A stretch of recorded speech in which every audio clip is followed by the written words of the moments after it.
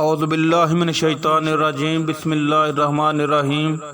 ناظرین، آج کی ویڈیو میں ہم سیدنا حضرت عثمان غنی رضی اللہ تعالیٰ عنہ کی زندگی کے چند واقعات بیان کریں گے۔ خلیفہ سوم حضرت عثمان غنی رضی اللہ تعالیٰ عنہ قریش کی ایک شاخ بنو امیہ میں پیدا ہوئے۔ سلسلہ نسب عبد المناف پر رسول اللہ صلی اللہ علیہ وسلم سے جا ملتا ہے۔ حضرت عثمان غنی رضی اللہ تعالیٰ عنہ ذوالنورین کی نانی نبی پاک صلی اللہ علیہ وسلم کی پھوپھی تھی۔ آپ رضی اللہ تعالیٰ عنہ نے سب سے پہلے اسلام قبول کرنے والے لوگوں میں چوتھے نمبر پر ہیں۔ آپ رضی اللہ تعالیٰ عنہ ایک خدا ترس اور غنی انسان تھے۔ آپ اللہ کی راہ میں دولت دل کھول کر خرچ کرتے۔ اسی بنا پر حضور اکرم صلی اللہ علیہ وسلم نے آپ رضی اللہ تعالیٰ عنہ کو غنی کا خطاب دیا۔ آپ کا نام عثمان اور لقب ذوالنورین ہے۔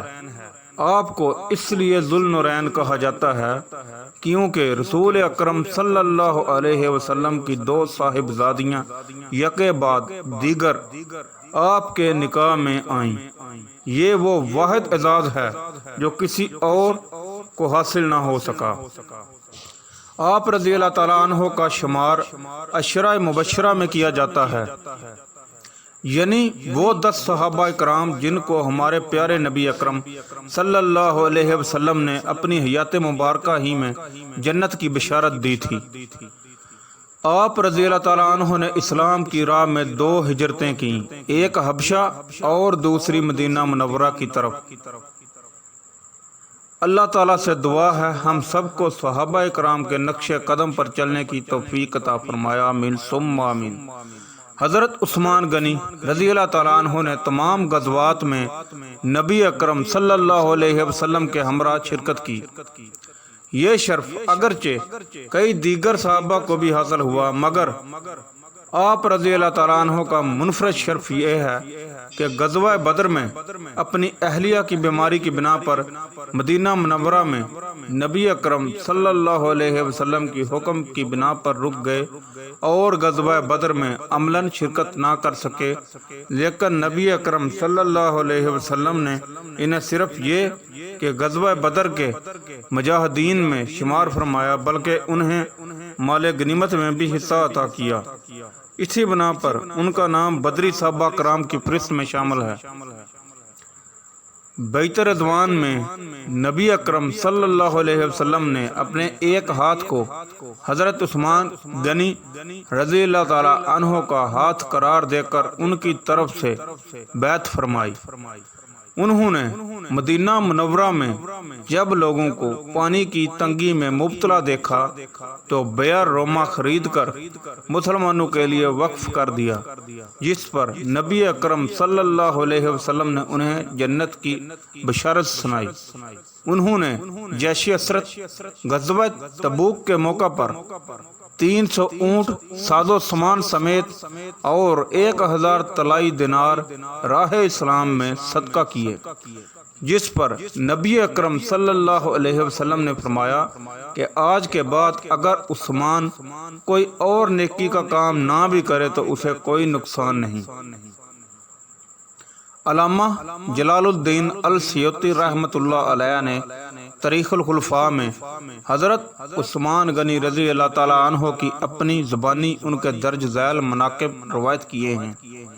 میں اسلام قبول کرنے والا چوتھا شخص ہوں۔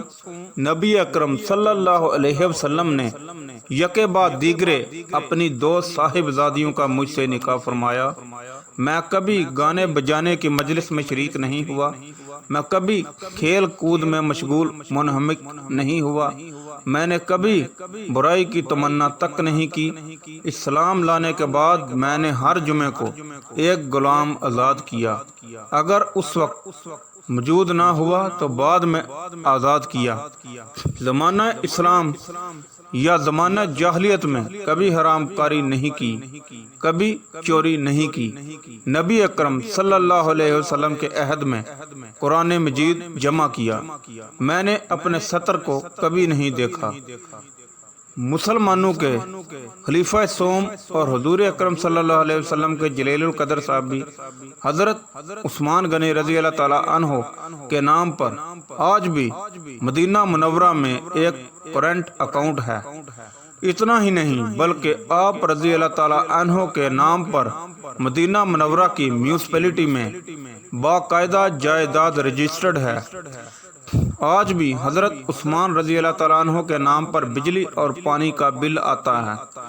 اس سارے معاملے کا پس منظر کچھ یوں ہے کہ جب مسلمان ہجرت کر کے مدینہ منورہ پہنچے تو وہاں پینے کے صاف پانی کی بڑی قلت تھی۔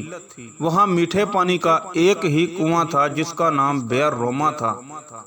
یہ کنواں ایک یہودی کی ملکیت تھا جو مسلمانوں کو پانی انتہائی مہنگے داموں فروخت کرتا تھا۔ مسلمانوں نے رسول اکرم صلی اللہ علیہ وسلم کو اپنے پریشانی سے آگاہ کیا۔ آپ صلی اللہ علیہ وسلم نے فرمایا، کون ہے جو یہ کنواں خریدے اور مسلمانوں کے لیے وقف کر دے؟ ایسا کرنے پر اللہ تعالیٰ اسے جنت میں چشمہ عطا کرے گا۔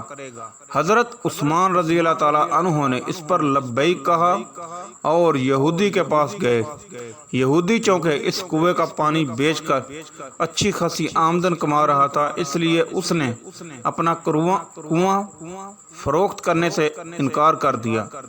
حضرت عثمان رضی اللہ تعالیٰ عنہ نے یہ تدبیر کی کہ یہودی سے کہا، پورا کنواں نہ صحیح آدھا کنواں مجھے فروخت کر دو۔ آدھا کنواں فروخت کرنے پر ایک دن کنویں کا پانی تمہارا ہوگا، دوسرے دن میرا ہوگا۔ یہودی لالچ میں آ گیا۔ اس نے سوچا کہ حضرت عثمان رضی اللہ تعالیٰ عنہ اپنے حصے کے دن میں پانی زیادہ پیسوں میں فروخت کریں گے، اس طرح اسے زیادہ منافع کمانے کا موقع مل جائے گا۔ اس نے آدھا کنواں حضرت عثمان رضی اللہ تعالیٰ عنہ کو فروخت کر دیا۔ حضرت عثمان رضی اللہ تعالیٰ عنہ نے اپنے حصے کے دن مسلمانوں کو کنویں سے مفت پانی حاصل کرنے کی اجازت دے دی۔ لوگ حضرت عثمان رضی اللہ تعالیٰ عنہ کے دن مفت پانی حاصل کرتے اور اگلے دن کے لیے بھی ذخیرہ کر لیتے۔ پھر نوبت یہ آ گئی کہ جس دن کنویں پر یہودی کا حق ہوتا، کوئی بھی شخص پانی خریدنے نہیں جاتا تھا۔ یہودی نے جب دیکھا کہ اس کا کاروبار ٹھپ ہو کر رہ گیا ہے تو اس نے حضرت عثمان غنی رضی اللہ تعالیٰ عنہ سے باقی آدھا کنواں بھی خریدنے کی گزارش کی۔ اس پر حضرت عثمان رضی اللہ تعالیٰ عنہ راضی ہو گئے اور پورا کنواں خرید کر مسلمانوں کے لیے وقف کر دیا۔ جب ایک اور مالدار شخص کو اس بات کی خبر ہوئی کہ حضرت عثمان غنی رضی اللہ تعالیٰ عنہ نے یہودی سے کنواں خرید لیا ہے تو وہ آپ رضی اللہ تعالیٰ عنہ کے پاس کنواں خریدنے پہنچ گیا اور کنویں کی 2 گنی قیمت کی پیشکش کر دی۔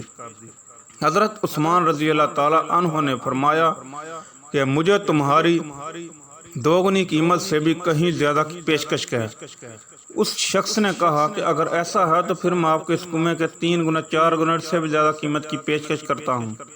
آپ رضی اللہ تعالیٰ عنہ نے اسے جواب دیا کہ مجھے تو اس کنویں کی 10 گنا قیمت کی پیشکش ہے۔ اس پر وہ شخص حیران رہ گیا۔ اس نے پوچھا کہ حضرت آخر وہ کون ہے جو آپ کو 10 گنا دینے کی پیشکش کر رہا ہے؟ حضرت عثمان رضی اللہ تعالیٰ عنہ نے فرمایا کہ میرا رب مجھے ایک نیکی پر 10 گنا اجر دینے کی پیشکش کرتا ہے۔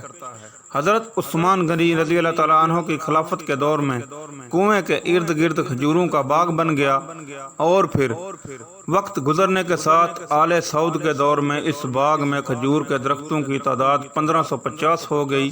یہ باغ مدینہ میونسپلٹی میں حضرت عثمان رضی اللہ تعالیٰ عنہ کے نام پر رجسٹرڈ ہے۔ سعودی وزارت زراعت کھجوروں کی آمدنی حضرت عثمان رضی اللہ تعالیٰ عنہ کے نام پر بینک میں جمع کراتی رہی۔ اکاؤنٹ میں اتنی رقم جمع ہو گئی کہ مرکزی علاقہ میں ایک وسیع و ریز پلاٹ لیا گیا جہاں فندق عثمان رضی اللہ تعالیٰ عنہ کے نام پر ایک ہوٹل تعمیر کیا جانے لگا۔ اس ہوٹل سے سالانہ 50 ملین ریال آمدنی متوقع ہے، جس کا آدھا حصہ غریبوں اور مسکینوں میں تقسیم ہوگا اور باقی آدھا حضرت عثمان رضی اللہ تعالیٰ عنہ کے بینک اکاؤنٹ میں جمع ہوگا۔ حضرت عثمان رضی اللہ تعالیٰ عنہ کے انفاق کو اللہ تعالیٰ نے کیسے قبول فرمایا اور اس میں کیسی برکت عطا کی کہ قیامت تک آپ رضی اللہ تعالیٰ عنہ کے لیے صدقہ جاریہ بن گیا، جس کی دستاویزات آج 1500 سال بعد بھی موجود ہیں اور یقیناً رہتی دنیا تک رہیں گی۔ یہ وہ لوگ ہیں جنہوں نے اللہ کے ساتھ تجارت کی، جنہوں نے اللہ تعالیٰ کو قرض دیا، اچھا قرض، پھر اللہ تعالیٰ نے انہیں کئی گنا بڑھا کر لوٹا دیا، اور یوں اللہ کے ان برگزیدہ ہستیوں نے دنیا و آخرت میں اپنا بے مثال مقام پیدا کیا۔ ناظرین، اگر آپ اس طرح کی اور ویڈیوز دیکھنا چاہتے ہیں تو کائنڈلی چینل کو سبسکرائب کریں اور بیل آئیکن کو پریس کریں تاکہ ہر نئی آنے والی ویڈیو آپ تک پہنچ سکے۔ اللہ آپ کا حامی و ناصر ہو۔